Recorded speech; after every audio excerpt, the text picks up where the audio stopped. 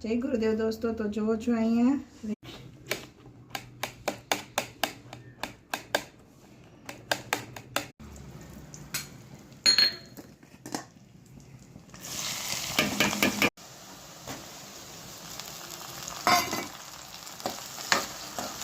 તો સૌ પ્રથમ અહીંયા આપણે તેલ લીધું ને એમાં હિંગ, લીલી ડુંગળી, ટમેટાં અને ટમેટા. તો અહીંયા લસણની ચટણી પણ મિક્સ થઈ ગઈ છે, ટમેટાં પણ મેસી થઈ ગયા છે, બધું સરસ ચડી ગયું છે. મસાલા કરીએ.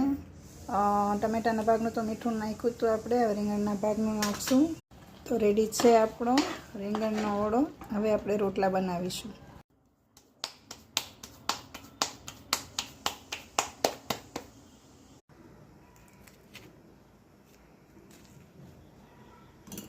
રેડી છે આપણી થાળી, ઓળો, એની સાથે બટર, રોટલો, કેપ્સિકમ.